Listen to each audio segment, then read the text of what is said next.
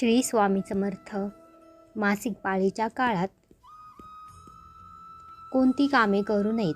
मित्रांनो, एकदा माता लक्ष्मी आणि भगवान विष्णू क्षीरसागराच्या शेषनागाच्या पलंगावर विसावलेले होते. तेव्हा लक्ष्मीने भगवान विष्णूंना विचारले, हे परमेश्वर, आज माझ्या मनात एक शंका निर्माण होत आहे. माझ्या शंकेचे निराकरण फक्त तुम्हीच करू शकता. भगवान विष्णू म्हणतात, अरे प्रिया, तुझ्या मनात जे काही शंका असेल ती न डगमगता मला विचार. मी तुझ्या सर्व शंकांचे निवारण करेन. हे देवा, कोणत्या शंकामुळे स्त्रियांना मासिक पाळीच्या वेदना सहन कराव्या लागतात? माझा दुसरा प्रश्न असा आहे की प्रभू, मासिक पाळीत असलेल्या स्त्रीने कोणती कृती कामे करू नये ज्यामुळे तिला अपराधी वाटेल? भगवान विष्णू म्हणतात, हे देवी, आज तू मानवजातीच्या कल्याणासाठी खूप चांगला प्रश्न विचारला आहे. तुमच्या या सर्व प्रश्नांची उत्तरे देवशर्मा यांच्या प्राचीन कथेतून मिळेल. ही कथा, महान कथा ऐकल्याने सर्व पापांचा नाश होतो. लक्षपूर्वक ऐकू शकतात त्यांना सौभाग्य प्राप्त होते. म्हणूनच हे देवी, तुम्ही ही कथा लक्षपूर्वक ऐका. ते हे देवशर्मा कोण होते, त्यांची आचरण आणि विचार काय होते? मला ही कथा नक्कीच ऐकायची आहे. कृपया ही कथा मला सांगा. मी ती कथा नक्कीच लक्षपूर्वक ऐकेन. भगवान विष्णू म्हणतात, हे देवी, प्राचीन काळाची गोष्ट आहे. मध्य प्रदेशात एक अतिशय सुंदर नगर होते. त्या नगरात देवशर्मा नावाचा ब्राह्मण राहत होता. देवशर्मा यांना सर्व धर्मग्रंथ आणि वेदांचे ज्ञान होते. तो अत्यंत हुशार, प्रतिभावान आणि धार्मिक कार्य करण्यात सदैव तत्पर असे. सर्व जातीचे लोक त्यांना खूप मान देत असत. तो रोज यज्ञ, दान आणि सायंकाळची पूजा करत असे. त्याला प्राणी, पुत्र, मित्र, नातेवाईक आणि संपत्ती यांचे आशीर्वाद मिळाले होते. देवशर्मा यांच्या पत्नीचे नाव भगना होते. ती एक महान चरित्रवचनी होती, सद्गुणी होती. मग एके दिवशी देवशर्मा यांनी त्यांच्या घरी सत्यनारायणाची पूजा आयोजित केली आणि सर्व ब्राह्मणांना वैयक्तिकरित्या आमंत्रित केले. त्यांनी तिथे राहणाऱ्या सर्व लोकांना पूजा आणि भोजनासाठी बोलावले. त्यानंतर पूजेच्या दिवशी सर्व ब्राह्मण त्यांच्या घरी आले. देवशर्मा यांनी सर्व ब्राह्मणांची विधिपूर्वक पूजा करून त्यांचा सन्मान केला. मग त्यांनी सर्व ब्राह्मणांना घरात बोलावून सुंदर आसनावर बसवले आणि मिठाई दिली. ब्राह्मणांना भोजन दिल्यावर त्यांनी भगवंताचे स्मरण केले आणि सर्वांना वस्त्र इत्यादी दान करून निरोप दिला. त्या सर्व ब्राह्मणांनी देवशर्माला आशीर्वाद दिला आणि तिथून निघून गेले. त्यानंतर त्यांनी आपले कुटुंब आणि मित्र आणि अनेक भुकेल्या लोकांना जेवण दिले. अशा रीतीने सगळ्यांना जेवण करून पूजा आटपून जेव्हा ब्राह्मण आपल्या घराच्या दारासमोर उभा राहिला, तेव्हा त्याला एक कुत्री दिसली आणि एक बैल आपल्या घरासमोर बोलत आहे. जेव्हा त्या ब्राह्मणांनी कुत्री आणि बैलाची संपूर्ण कहाणी ऐकली, तेव्हा त्याला खूप आश्चर्य वाटले. ती कुत्री आणि बैल त्याचे आईवडील होते, जे मागील जन्माच्या पापांमुळे या जन्मात कुत्री आणि बैल बनले होते. मग तो ब्राह्मण मनात विचार करू लागला, हे दोघे खरे तर माझे आईवडील आहेत, जे प्राण्यांच्या रूपात माझ्या घरी आले आहेत. या दोघांना कोणत्या कारणास्तव अशा सजीवांचे शरीर मिळाले? आता त्यांच्या उद्धारासाठी मी काय करू? असा विचार करून ब्राह्मणाला रात्रभर झोप लागली नाही आणि तो रात्रभर देवाचा विचार करू लागला. त्याने स्वतःच्या पालकांचा विचार केला. मग त्याला आठवले की मोक्षाचा उपाय फक्त वशिष्ठ ऋषी सांगू शकतात. म्हणूनच सकाळ होताच देवशर्मा स्नान इत्यादी कामे उरकून वशिष्ठ ऋषींच्या आश्रमात पोहोचले. आश्रमात येताना वशिष्ठ ऋषींनी देवशर्मा यांचे स्वागत केले. वशिष्ठ ऋषी म्हणू लागले की हे श्रेष्ठ ब्राह्मण, तू आज आमच्या आश्रमात का आला आहेस? तू उदास दिसतोस. तुझ्या दुःखाचे कारण काय, मला सांग. देवशर्मा म्हणतात, हे मुनीश्वर, मी तुम्हाला नमस्कार करतो. तुमच्या दर्शनाची आज माझा जन्म सफल धन्य झाला आहे. हे मुनीश्वर, आज मी तुमच्याकडे शंका घेऊन आलो आहे. कृपया फक्त तुम्हीच मला या दुःखातून बाहेर काढू शकता. मी अत्यंत दुःखी आणि अशक्त झालो आहे. वशिष्ठजी म्हणतात, हे ब्राह्मण, दुःखी होऊ नकोस. तुझ्या मनात कोणतीही शंका असली तरी न डगमगता विचार. मी तुझ्या शंकाचे नक्कीच निरसन करीन. मग देवशर्मा म्हणतात, हे मुनीश्वर, काल माझ्या घरी सत्यनारायणाची पूजा ठेवली होती आणि अनेक ब्राह्मण आणि भुकेल्या लोकांना मी अन्न दिले. विधिवत पद्धतीने देवाची पूजा केली. तेवढ्यात एक कुत्री आणि एक बैल माझ्या दारात आले. दोघेही माझ्या घरासमोर उभे राहून बोलत होते. सर्वप्रथम कुत्री बोलत बैलाला असे म्हणू लागली, हे परमेश्वरा, आज घडलेली घटना ऐकव. आमच्या मुलाच्या घरी ब्राह्मणाच्या जेवणासाठी ठेवलेले दूध, काल त्या दुधाच्या भांड्यात एक सापाने तोंड घातले होते आणि त्यामुळे विष निर्माण झाले होते. ते पाहून मला खूप काळजी वाटली. त्या दुधापासून या पूजेसाठी अन्न तयार होणार होते. ते दूध सगळ्यांनी खाल्ले असते तर ते मेले असते. म्हणूनच मी त्या भांड्यातील सर्व दूध प्यायले. जेव्हा सुनेची नजर माझ्यावर पडली तेव्हा तिने मला बेदम मारहाण केली. त्यामुळे माझ्या शरीराला असेही वेदना झाल्या. मला खूप वेदना होत आहेत, म्हणूनच मी दुःखी आहे. मला हे दुःख सहन होत नाही. कुत्रीचे बोलणे ऐकून बैल खूप दुःखी झाला आणि आपली कहाणी सांगू लागला. आता मी तुला माझ्या दुःखाचे कारण सांगतो. मागील 6 जन्मी या ब्राह्मणाचा मी बाप होतो. आज या ब्राह्मणाने सर्व लोकांना जेवण दिले, पण त्याने माझ्यासमोर गवतही ठेवले नाही आणि मला प्यायला पाणीही दिले नाही. या कारणामुळे मी खूप दुःखी आहे. मग देवशर्मा म्हणू लागले,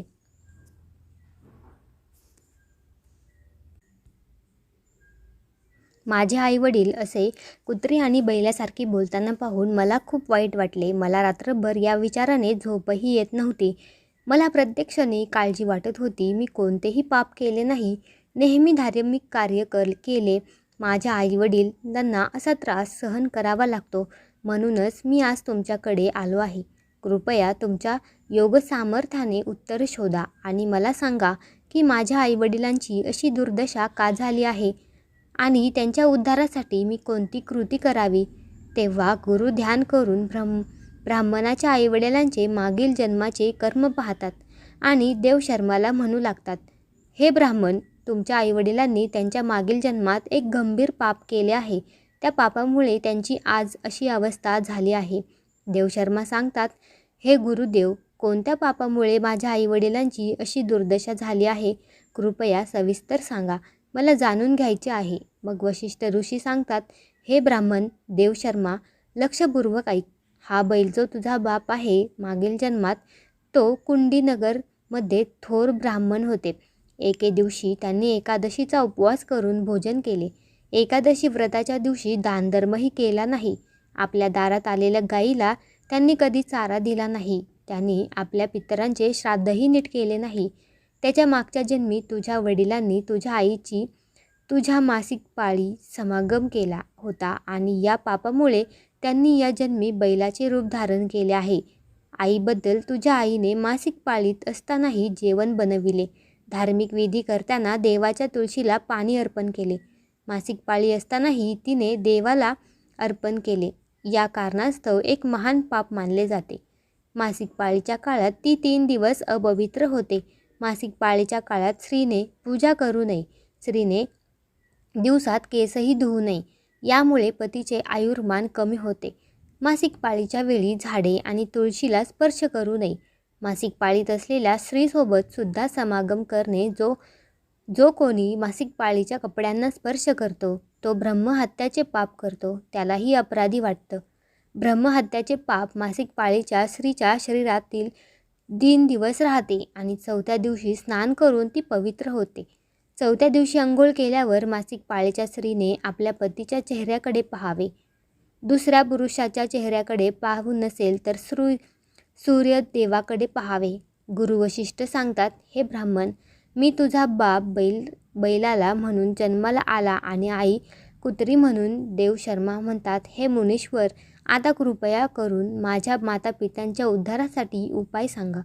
गुरु म्हणतात, हे ब्राह्मण, कोणत्याही अमावस्येच्या दिवशी श्राद्ध आणि तर्पण कर. आईवडिलांच्या उद्धारासाठी दान कर. गायीची सेवा कर आणि मातेला मिठाई खाऊ घाल. आपल्या आईवडिलांच्या उद्धारासाठी देवाकडे प्रार्थना कर. मग ब्राह्मण तेच करतो आणि मग त्याचे आईवडील सर्व पापांपासून मुक्त होतात. भगवान विष्णू म्हणतात, माता लक्ष्मी देवी, मी तुम्हाला सांगितले आहे की मासिक पाळीच्या स्त्रीने कोणती कामे करू नये. आता मी तुम्हाला सांगतो कोणत्या कारणास्तव स्त्रीला मासिक पाळी करावी लागते. सत्ययुगात काल नावाने प्रसिद्ध असलेला राक्षस होता. तो राक्षस असल्यामुळे त्याचा स्वभाव उग्र होता आणि तो नेहमी लढायला तयार असायचा. मग एके दिवशी वृत्तासुरासह सर्व राक्षस स्वर्ग लोकांस सोडू लागले, युद्ध करू लागले. त्या राक्षसांकडे खूप शक्तिशाली शस्त्र होती, जी देवता सहन करू शकले नाहीत आणि ते ब्रह्मदेवांकडे पळून गेले. तेव्हा ब्रह्मदेवांनी त्यांना राक्षसांचा पराभव करण्याचा उपाय सांगितला. हे यंत्र तुम्ही याच महर्षींकडे जात तुम्हाला त्यांच्या शरीराच्या हाडांपासून शस्त्रे पुरवतील. त्या शस्त्रांचा वापर करून तुम्ही रुद्रसुराचा वध करू शकाल. महर्षी दादीजींच्या आश्रमात जातात आणि प्रार्थना करतात आणि त्यांना शस्त्र देण्याची विनंती करतात.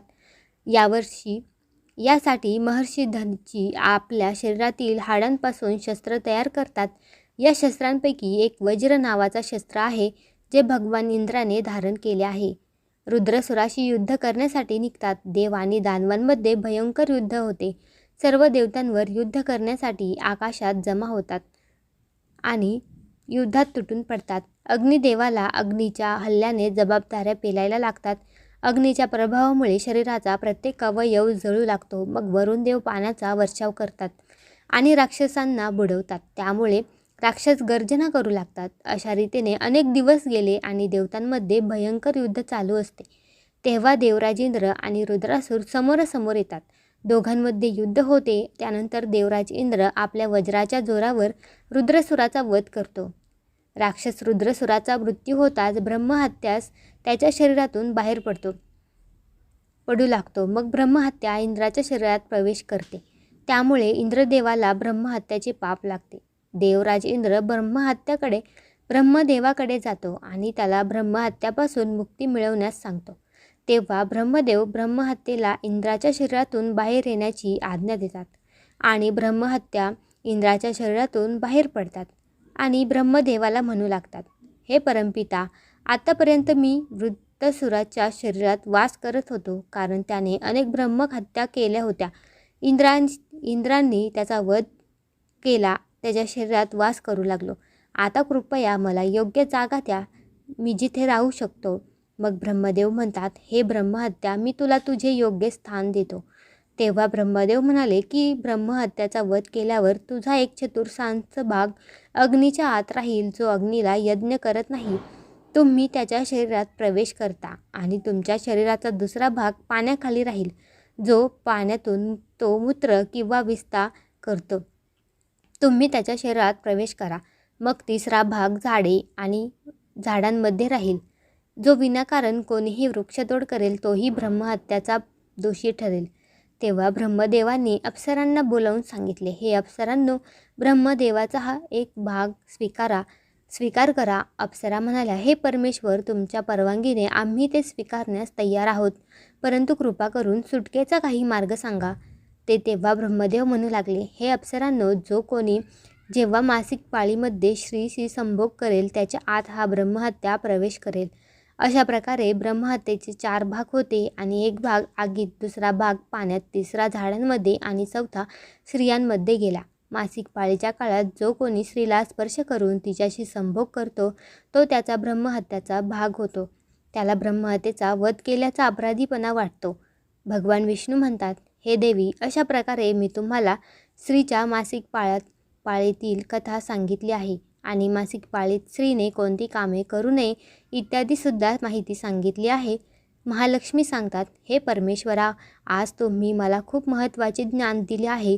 मी पण तुम्हाला वचन देते, मासिक पाळीच्या वेळी पूजा करणाऱ्या कोणत्याही स्त्री तसेच पाळीच्या काळात अतिशय संबंध ठेवणाऱ्या स्त्रीच्या घरात मी प्रवेश करणार नाही. त्यामुळे मित्रांनो, मासिक पाळीच्या काळात महिलांनी हे काम करू नका. आणि तुम्हाला ही कथा कशी वाटली कमेंट करून नक्की कळवा. माहिती आवडल्यास व्हिडिओला लाईक करा. कमेंटमध्ये जय श्री विष्णू लिहा. तसेच श्री स्वामी समर्थ. मनापासून आभार. श्री स्वामी समर्थ. धन्यवाद.